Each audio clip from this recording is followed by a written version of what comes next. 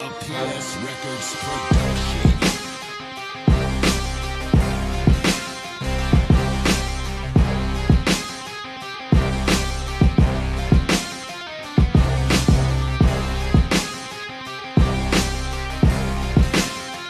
Aujourd'hui on se retrouve avec mon ami Thierry au bord d'un petit lac pour pêcher le bass. Bon là on est en plein après-midi, mais on sait que l'été il y a quand même moyen d'en leurrer quelques-uns. Pour les gros, bon c'est quand même plutôt le coup du matin, coup du soir, mais en plein après-midi comme ça on a moyen de les leurrer à vue, donc c'est hyper sympa. Assez ludique comme technique et quand même un peu technique, faut pas faire des approches discrètes, etc. On va utiliser principalement des leurres en texan parce qu'il y a pas mal d'herbiers, donc DigiLine pour rester un peu en surface, les worms pour aller les chercher au fond. Mais voilà, principalement de la pêche à vue sur les bordures. En arrivant on en a vu un ou deux marauder, donc je pense que ça peut être sympa. Et voilà, on va vous faire découvrir un peu cette technique de la pêche du bass à vue. Alors, petit point sur le matériel. Donc cannes, on est avec des cannes assez light parce que bon on pêche en weightless, donc faut pas des cannes trop puissantes pour quand même envoyer des petits leurres assez loin. Quand même des cannes avec une réserve de puissance assez conséquente parce qu'il faut quand même arriver à les extraire des herbiers, les basses, et c'est quand même un poisson assez puissant. Niveau moulin, moi j'ai un petit Stradic 1000 qui va super bien, qui est hyper léger. Ça suffit largement hein, pour les basses qu'on a chez nous, on n'a pas des basses de 60 non plus. Avec un gros ratio quand même, c'est important. Niveau tresse, c'est de la tresse duel, la Armored en PE04. PE04 et bas de ligne en 6 livres, donc voilà, on pêche fin, on s'amuse et ça laisse un peu leur chance aux poissons aussi, c'est ce qu'il y a de plus sympa. Côté leurre, principalement aujourd'hui du DigiLine et du worm. Donc DigiLine, vu qu'on les fait à vue, c'est un leurre assez dense qui plane pas mal en weightless, donc ça permet de vraiment le suivre à la descente et en général c'est à ce moment-là qu'on a les touches. Et le worm vraiment pour gratter au fond ou sous les herbiers en texan, essayer de chercher des poissons un peu plus gros et ça marche plutôt bien. Le blanc, le rouge, principalement ouais, pour le worm. DigiLine, rester dans les coloris naturels, donc coloris nacredo vert, nacredo marron, nacredo noir, ça marche vraiment pas mal. Quand les eaux sont claires, on évite quand même tout ce qui est flashy hein, comme d'habitude. Et voilà, des hameçons texans bien piquants parce que ça bagarre quand même bien le base, donc il faut qu'il soit bien piqué. Alors comme on le disait, on pêche à vue.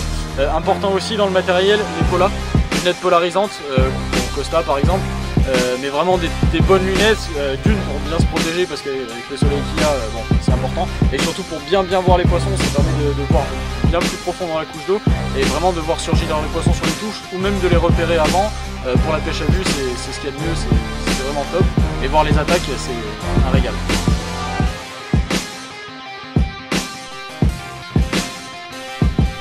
Bon donc là on va vous présenter petit leurre qu'on utilise depuis tout à l'heure et qui marche vraiment pas mal. Je viens de m'en faire couper un en deux donc c'est l'occasion. Donc un hameçon texan, tout simple, pour passer dans les herbiers c'est bien plus pratique, on est dans des endroits où il y a pas mal d'herbes. Un worm de chez Delaland, donc à monter tout simplement hein, comme en montage texan. Donc là au début je pêchais comme ça en weightless, donc sans plomb, sans rien, juste le texan. Avec une canne ultralight ça s'envoie bien, sauf qu'il y a un peu de vent et on a du mal à le faire descendre, donc hop, petit quicklet de chez Delaland en 3 grammes, ça suffit largement. Glisser ici par en dessous, comme ça.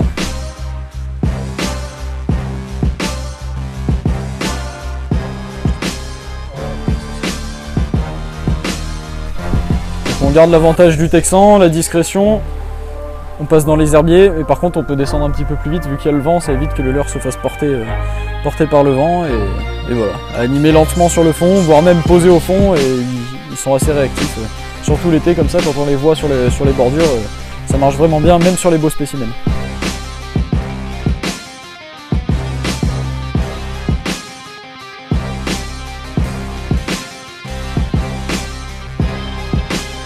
Voilà, encore un joli petit bass qui a mangé son cousin de DigiLine de la même couleur que lui.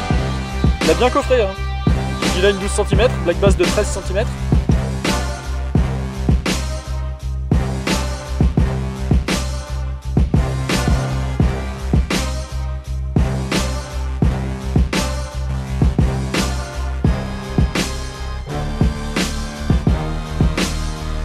Bon alors pour ce qui est de la technique, important, faire attention à vos lancers. Lancez assez loin derrière les postes ou derrière les poissons quand vous les voyez. laisser descendre avec le Digiline, je le laisse bien planer jusqu'au fond. Attendre un petit peu sur le fond, que les poissons arrivent. Et après du linéaire hyper lent sur le fond, et en général ça déclenche au moment où le leurre démarre. Donc ça c'est pour ce qui est du Digiline.